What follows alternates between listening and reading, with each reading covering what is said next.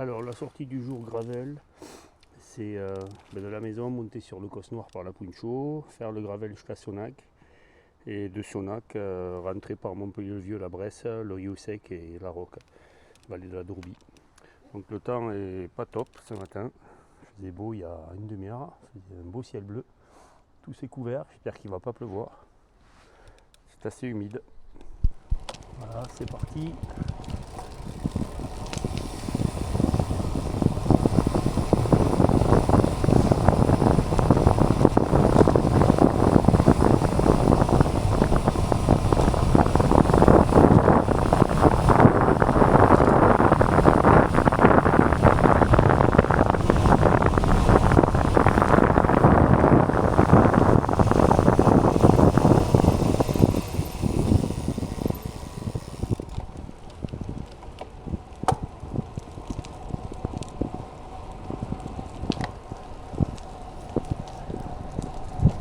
On va chercher la Puncho, une montée qui va durer bien 35 minutes.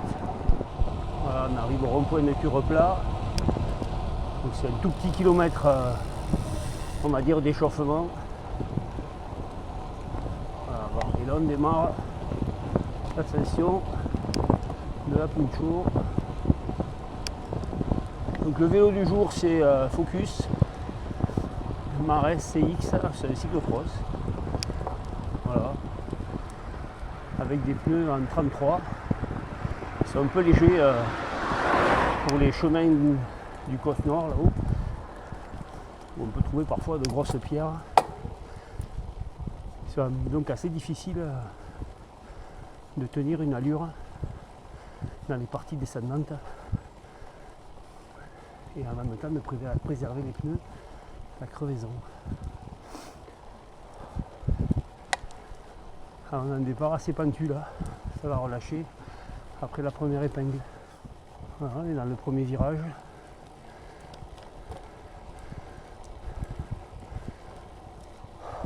Cette montée qui fait à peu près 7 km. Tout au moins jusqu'à l'embranchement où on va tourner à gauche.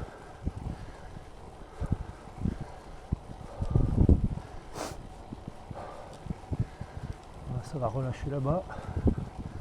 Alors, on a le profil de l'ascension.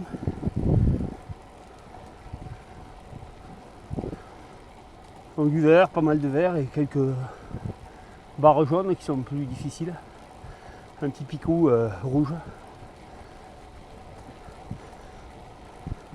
Distance jusqu'au sommet, 6,70. On a déjà fait un bon kilomètre et demi pour 454 mètres de dénivelé.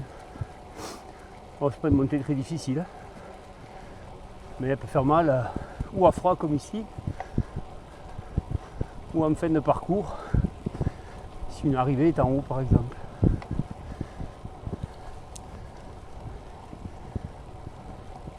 Voilà, 6,6.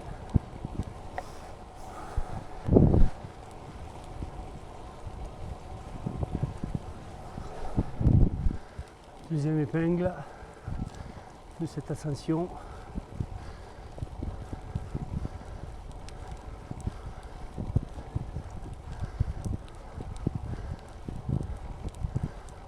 Alors on s'élève tout doucement au-dessus de Millau.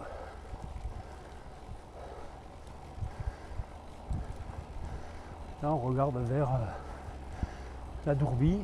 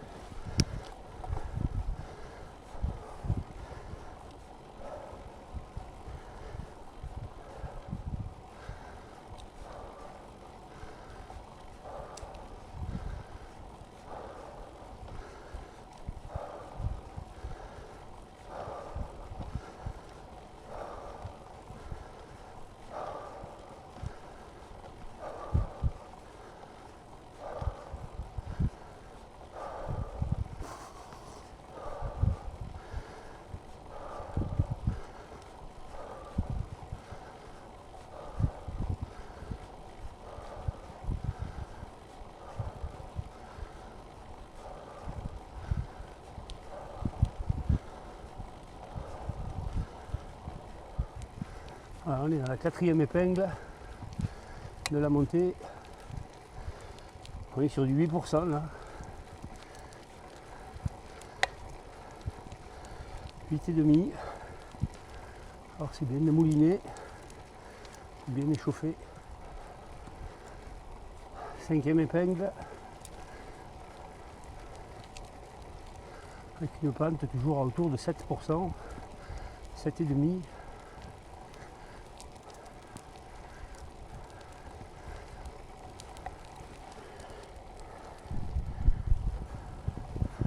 Sixième épingle.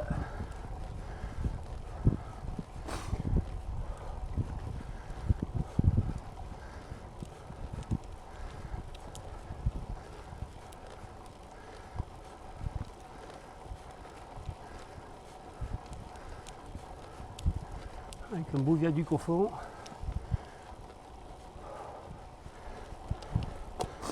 Septième épingle.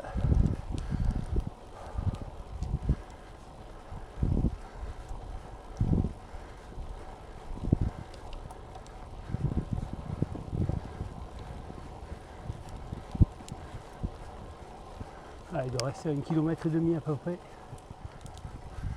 On va arriver à la 8e épingle. Il en restera 2. Enfin, une épingle, un grand virage.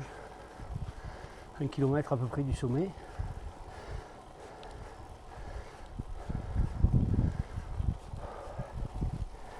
Ah, 9%, hein, 9,5.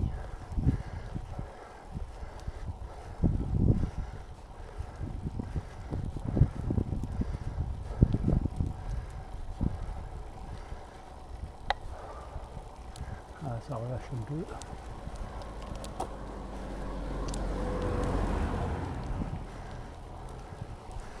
Toujours une belle vue. On commence à être haut. Il y a à peu près 400, un peu plus de 400 mètres d'ascension. 454 je crois. Un petit peu plus, peut-être 500 parce que j'avais regardé, j'avais déjà fait 1 km.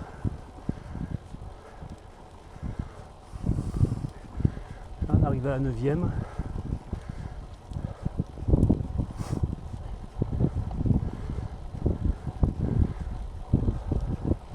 Avec une pente à 6. Ça relâche un peu entre ces deux épingles.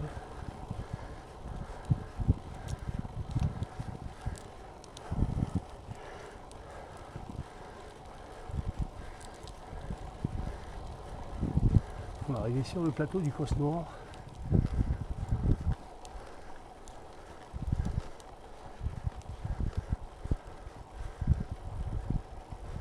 On va arriver à la piste, au parking.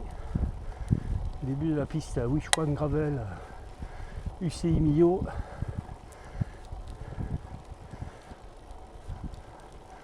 Sauf que la bosse que je viens de monter en échauffement, eux, la monte à bloc. Et ils font sa même branche derrière.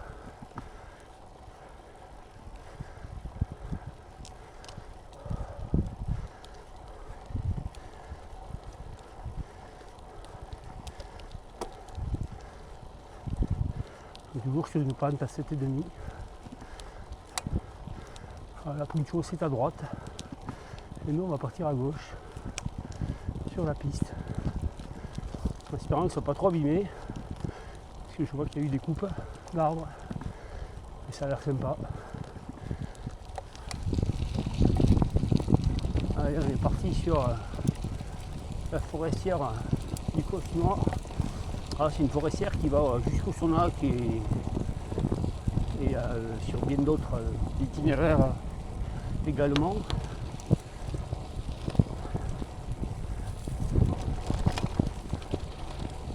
Mais en tant qu'itinéraire habité, Sonac, ouais. Après, ça dessert pas mal de chemins. Il n'y a pas d'habitation ou de village. Allez, chier. Allez, chier.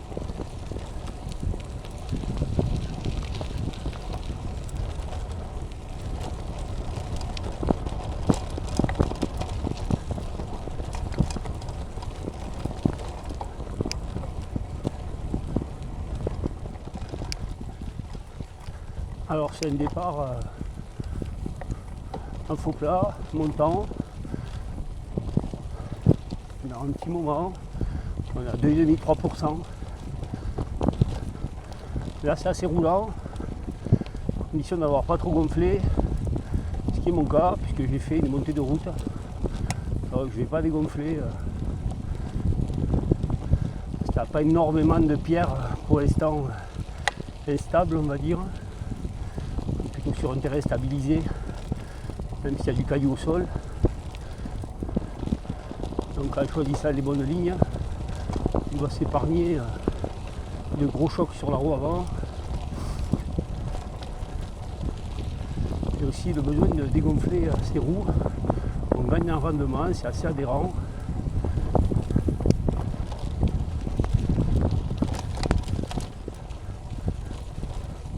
Il a beaucoup coupé du bois. Voilà, on est toujours en bosse, légère, hein, c'est des faux plats.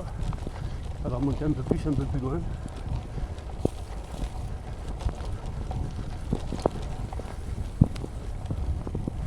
Alors sur ce vélo, j'ai un plateau de 42 devant, donc il est quand même assez costaud pour le gravel. Surtout qu'ici on trouve des fois des pentes très raides, au-delà de 15 jusqu'à 20-22%, même sur la route. Donc j'ai associé une cassette VTT derrière, parce qu'avec 34 j'étais trop juste. J'ai une cassette 11,42, ce qui permet de monter tranquillement les bosses pour s'échauffer par exemple, et de passer les radars. Même si avec 42, il faut quand même un peu de force et quand c'est très pentu.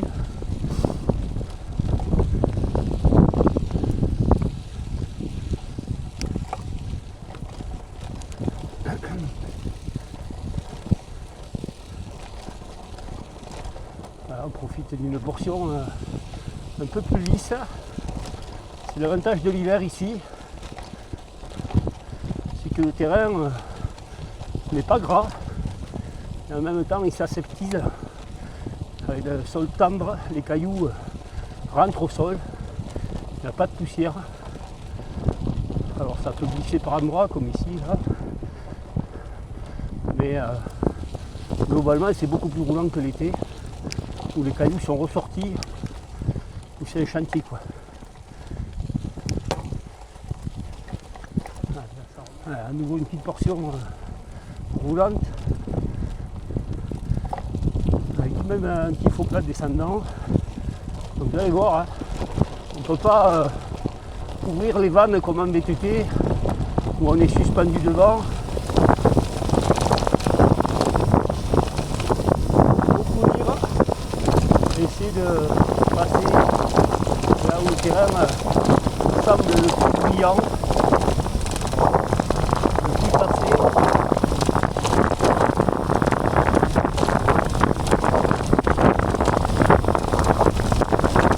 Après, forcément, ça revient parce qu'on va pas se faire attraper par la glissade. Voilà un petit focus sur la partie descendante. Là, ça descendait à 4%, 3-4%. Alors ça roule bien, on a un gravel. Ça prend vite de l'allure et ça secoue beaucoup. Ça ne verra peut-être pas à la caméra parce que ça stabilise bien. Dans le guidon, il faut avoir les coudes très déverrouillés, bien tenir son centre.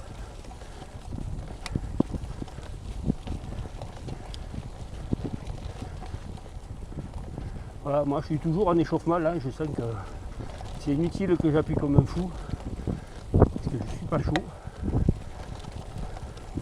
Voilà, une portion favorable. Là c'est sympa hein, le gravel sur ce genre de piste. C'est la route sans l'inconvénient des voitures. Avec la tranquillité, les paysages. Allez, on va chercher la grande piste de Sonac après cette belle descente. Souvent, hein, on ne peut pas prendre de l'angle comme en VTT dans les virages. Un, parce que les pneus sont étroits, moins de grippe. Deux, parce que c'est très rigide, ça n'absorbe pas le terrain, donc ça rebondit, ça peut faire perdre l'adhérence. Voilà, ici à la barrière, on va partir à gauche. Si on part à droite, on revient à la route du Cosnoir qui relie Montpellier le Vieux à Millau. Donc là, on part à gauche sur une belle gravelle très roulante pendant un petit moment. Donc là, ça va être sympa. Ça monte, là, on est sur du 2,5. Là, c'est vraiment très agréable. Ça donne envie de relancer. Mais je ne suis pas encore débloqué. Je le sens. Le dos raide.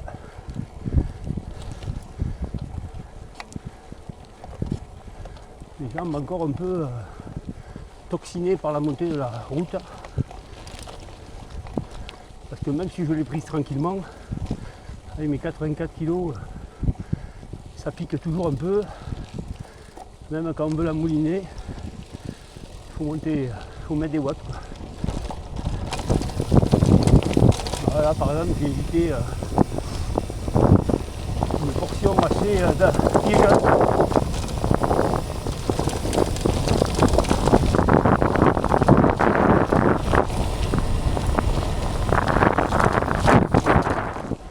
L'inconvénient, c'est que c'est comme un VTT très haut de gamme, hein, de cross-country. L'inconvénient, c'est qu'il nous balade un peu, mais que ça tabasse. Il a quand même un seuil de filtration limité. Ça reste un cyclocross qui est fait pour évoluer sur des terrains plus lisses de terre et de gazon. Pour le reste, un cyclocross, c'est souvent à pied, en portage.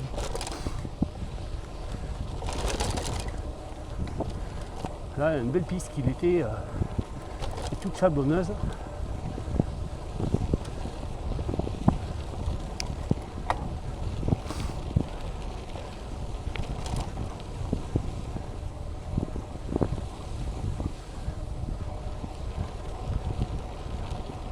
Voilà, donc ici, si on va tout droit, on va vers la Croix de Pouille.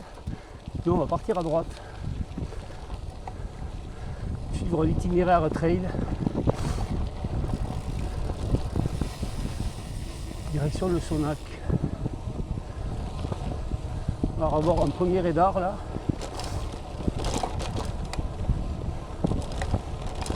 On va devoir mettre le 42. Donc là, on va aller à droite.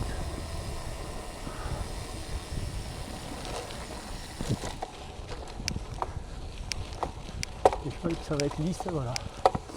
Là, ça monte. Hein. On voit une trace là-bas. Donc voilà, on met tout ce qu'on peut, le plus petit, on est patient.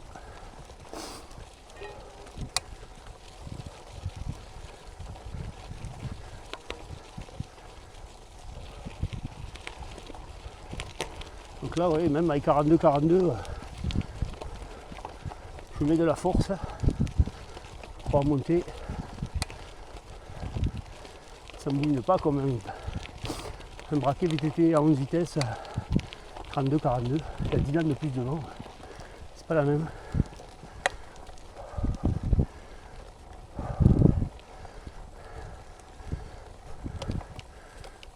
Voilà, ici, on va aller à gauche. Donc à sens inverse du retour de la Croix de Pouille. Croix de Pouille, on arrive ici, mais dans l'autre sens. Quand on a terminé ce magnifique chantier que vous pouvez voir dans une de mes vidéos, ou plusieurs même, parce que j'ai filmé sous la neige aussi. Donc là on est sur de la piste toujours et toujours jusqu'au Sonac. On a encore 6 ou 7 bons kilomètres.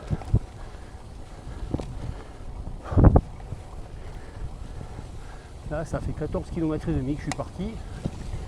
1 heure que je roule, donc voilà la moyenne, avec la montée de la Puncho, à 14,5.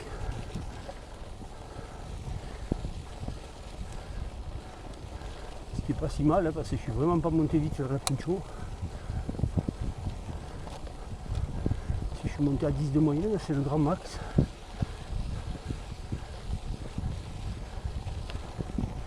J'étais plus souvent à 8, 9, 8, 10 au compteur qu'à 13 ou 14. Même si c'est vrai que parfois il y a des faux plats qui permettent de rouler un peu plus vite. Alors là ça monte par exemple à 6%. Hein. Donc c'est quand même pas rien. Donc je commence à être un peu plus échauffé. Un peu moins besoin de mouliner. Mais c'est pas facile.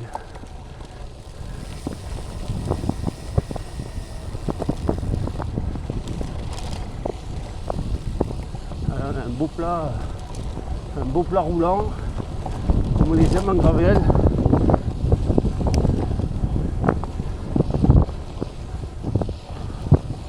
Voilà, je suis à 30 à l'heure, hein, donc ça peut. On peut rouler vite. Dès que c'est roulant. Puis à ce plaisir hein, de rouler sur ces chemins lisses. C'est très agréable. Voilà, là, une portion qui a sûrement été habituée parce qu'elle est assez pentue. Et donc pour les forestiers, compliqué de monter. Et là, je ne peux pas lâcher trop. Et ça y est, on peut lâcher un peu.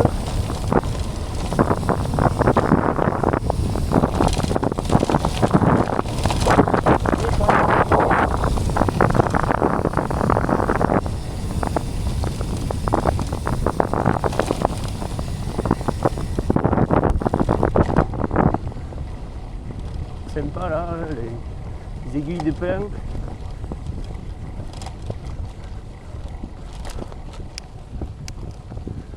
Les aiguilles de pin, je pense, permettent d'éviter au sol de trop se mouiller.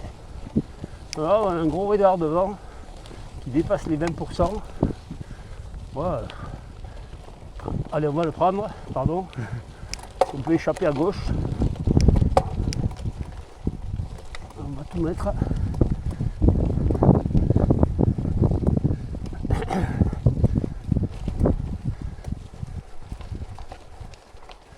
Là, je suis bec de sel quand même.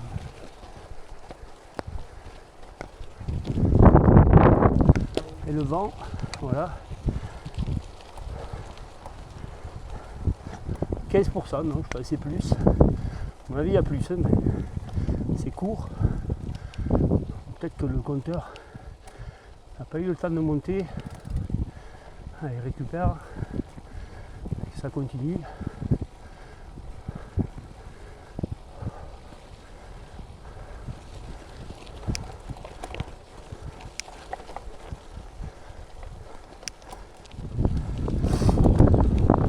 Allez, ça repart. Je vais passer là. Taille de ligne.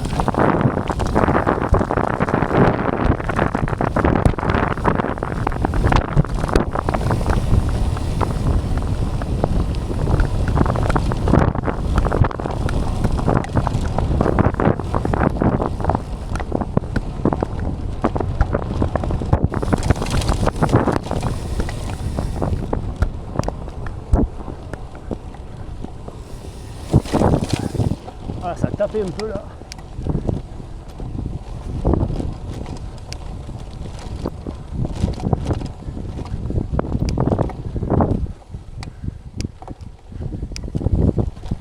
Et là, ça remonte. Donc, ouais, c'est quand même un chemin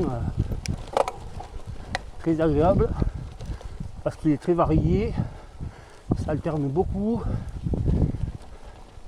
Monter, descendre.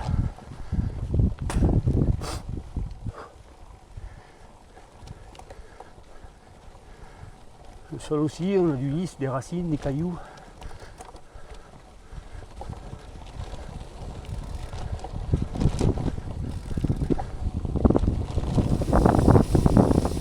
Alors ce qu'ils viennent de faire après une sortie comme ça, de réviser son vélo, notamment la visserie, parce que toutes ces vibrations peuvent générer des desserrages de vis. C'est normal, même les rayons, même là si j'ai des roues, particularité de ce vélo, j'ai des roues en 29 pouces dessus, c'est des SRAM Rise 60. carbone, qui sont des roues de VTT en fait, avec un axe de 15 devant et un axe de 12 derrière, non boost. Et elles sont extraordinaires, parce que je les soumets à rude épreuve depuis quelques années.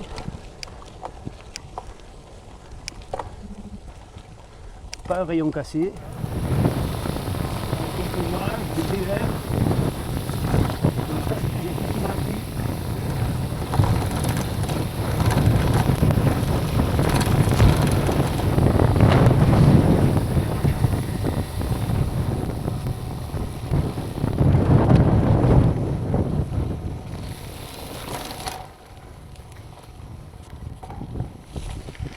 Là on est arrivé au Sonac.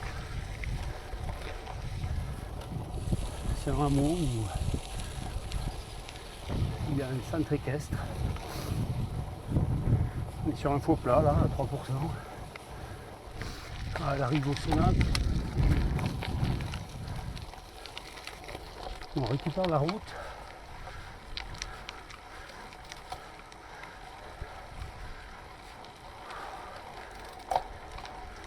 C'est l'hiver, pas trop d'animaux dehors.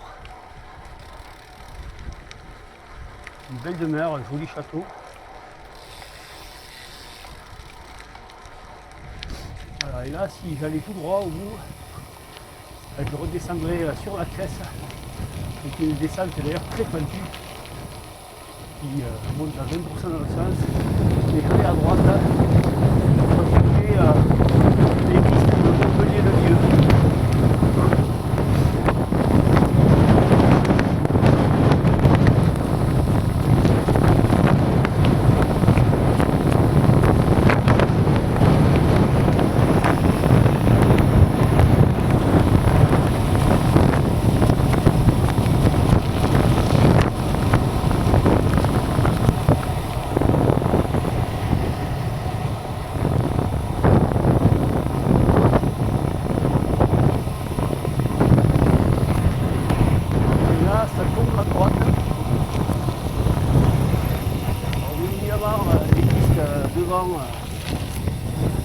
Même quelque part, mais pour revenir sur Montpellier-le-Vieux, c'est par là. Et là on est toujours sur un itinéraire UCI.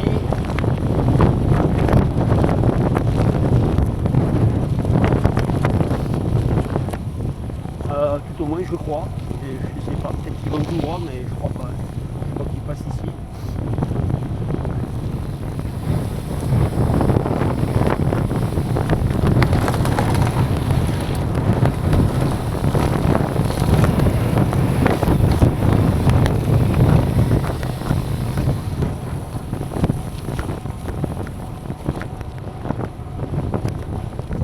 Comme tout à l'heure, ici aussi on a une rampe, donc ils l'ont bitumée. J'ai une vitesse qui marche de façon un peu aléatoire aujourd'hui, qui n'a pas servi depuis longtemps.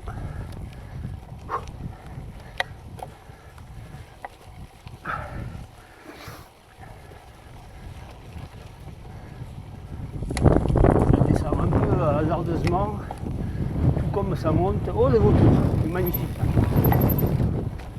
Oh là là, incroyable. Incroyable.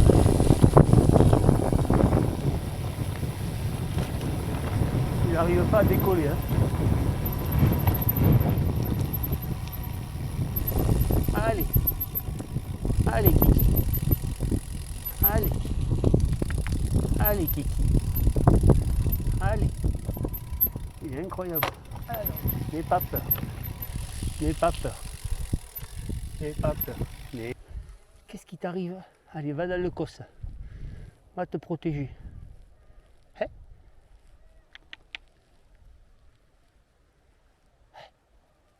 Allez, file.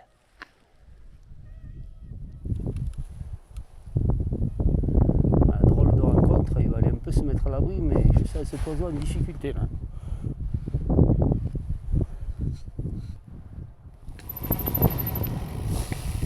Allez, ça repart après l'épisode de vautour. Là, c'était quand même surprenant. Elle n'arrivait pas à s'envoler, c'est un animal qui doit peser 10 kg, 15 kg.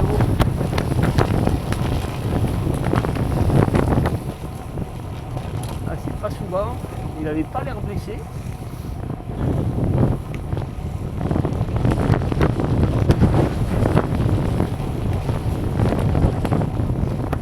On va le laisser à la nature, aux lois de la nature.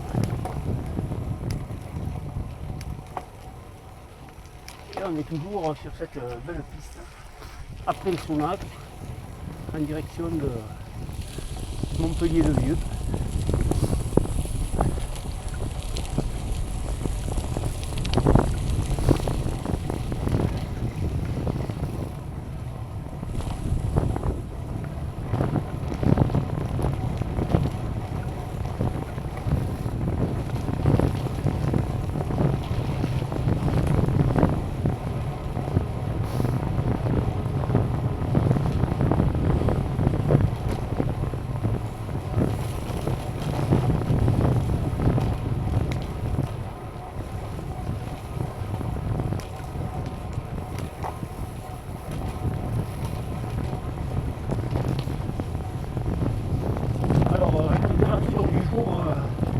En bas, ils ont fait 8 pour hier, on a journée, vu qu'on a des 20 millions. On a dû venir 4 degrés ici, donc ça c'est agréable.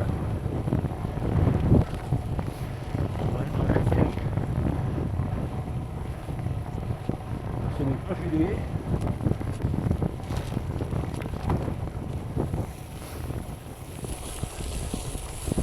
On est à l'abri du vent dans la forêt.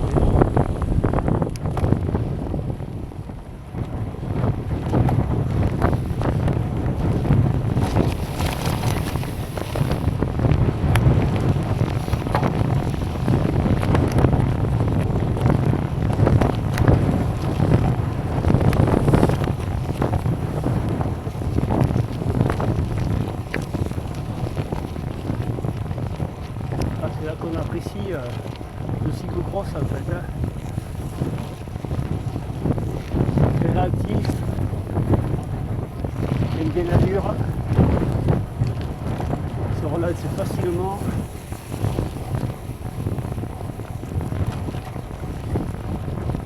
Très agréable de couler avec sur ce type de terrain.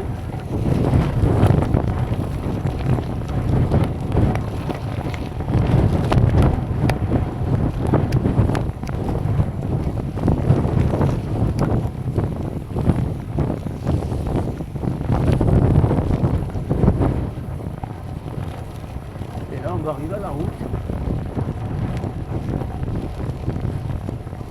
et on va partir à gauche. Alors, on va passer par la Bresse, on va aller chercher le genou sec.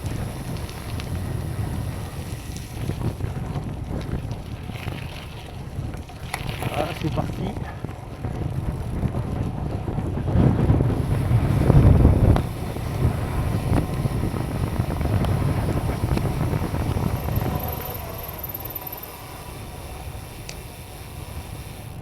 Le sol est humide, il y a beaucoup plu hier. Avec des pneus sablonneux, un peu couverts de terre, de boue, d'humidité. Attention à part glisser. C'est très beau. C'est des sables.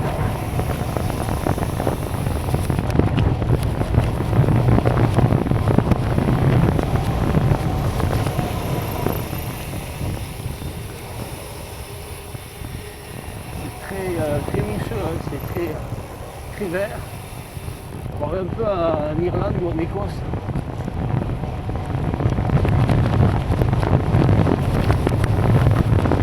Et en faisant descendre,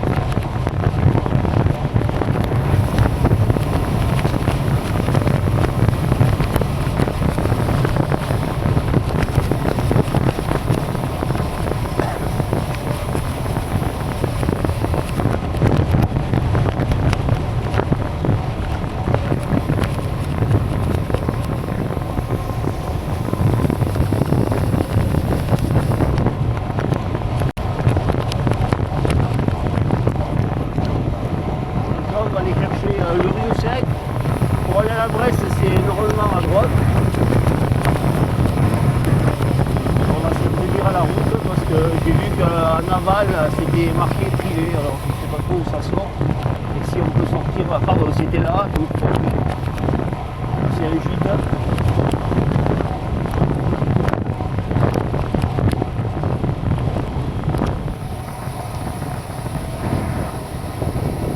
Voilà, toujours sur ce petit bout d'écosse noire.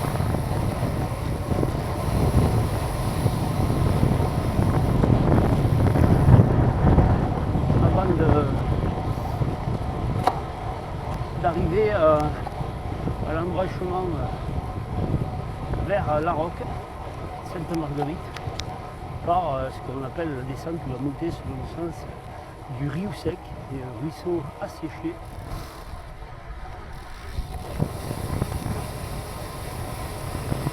C'est très beau, hein, ces paysages d'hiver, avec cette herbe qui est devenue dorée, comme de la paille. Et là, on alterne les montées, les descentes. C'est des petits ressauts. Et là, voilà, on va prendre à droite. On a 6 km de descente. Une route assez dangereuse,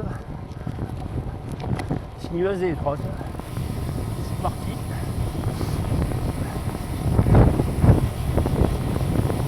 Direction La Roque.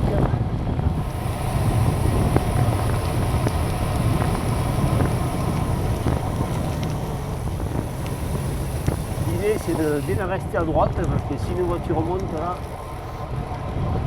ça va au carton.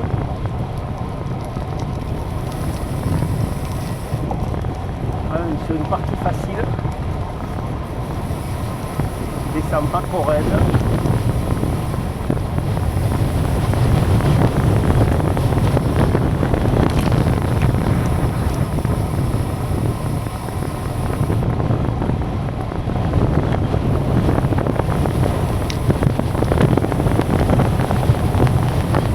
Toujours aussi ce métier des pierres, hein, parce que c'est des routes où il n'y a pas de fossé.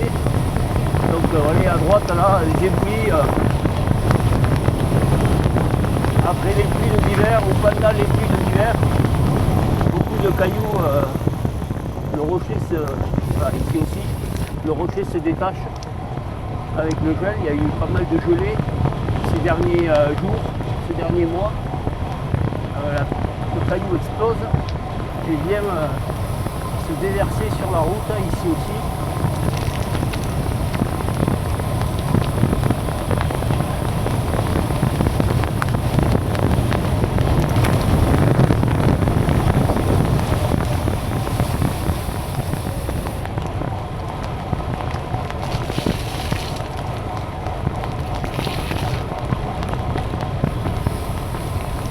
Ah, c'est une belle route. Hein.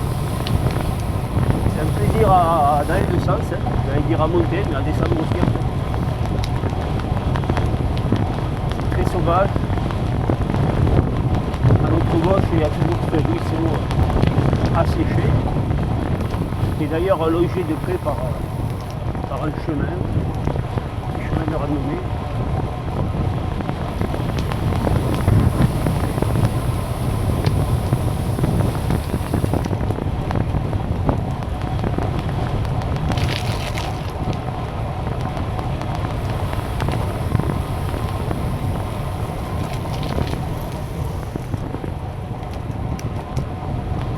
Forcément, sur une route fermée, là, ça peut descendre bien plus vite hein, parce qu'on peut travailler les trajets courts avec pour objectif de sortir extérieur. Mais là, on n'a pas trop le droit tout seul. Là, la route n'est pas fermée. Il faut juste regarder loin devant pour anticiper une éventuelle voiture.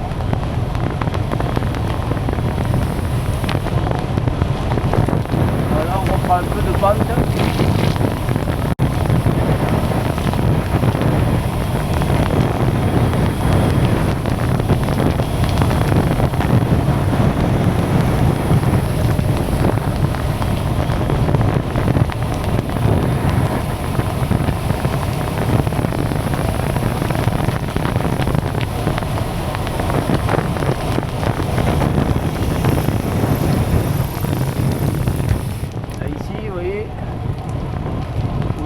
pas trop de ce virage et qui fermait quand même pas mal.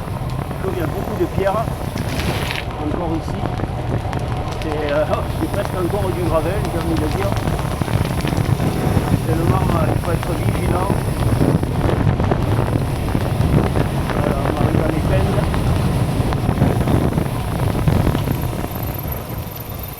On a lâché le sparbord. Allez, ça a l'air de... Hop là, ça a failli partir dans les gravillons. J'avais pas vu cet amoncellement de gravier.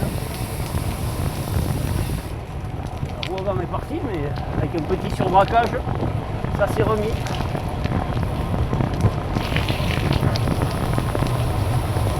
Allez, on est pas loin de mettre en bas. Là, c'est une partie assez facile.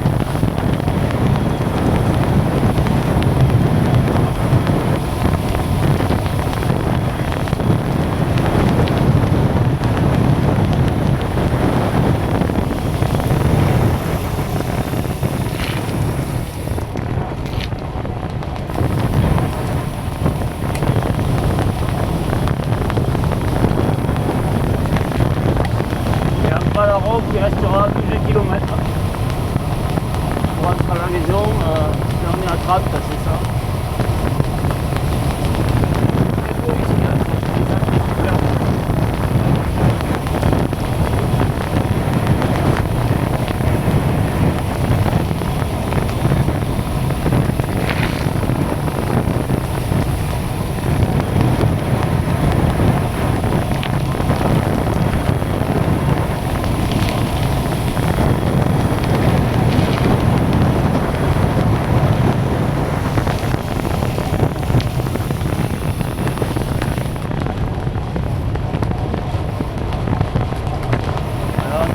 La roque.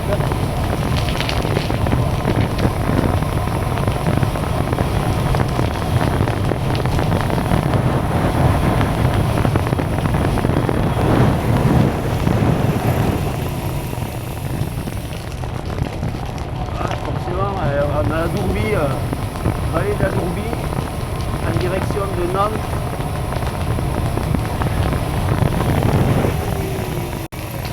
Le Boulet. Petit boulet, c'est bucolique, et là la roque, le village, là si on verra, on va rentrer dans le village.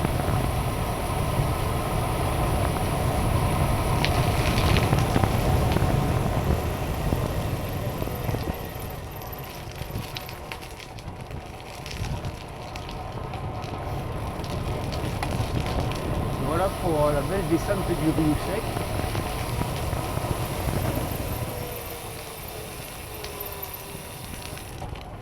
Alors, elle n'est pas parfaite, hein. Il y a beaucoup de gravillons sur la ligne médiane, sur l'axe de la route là, ou sur les côtés.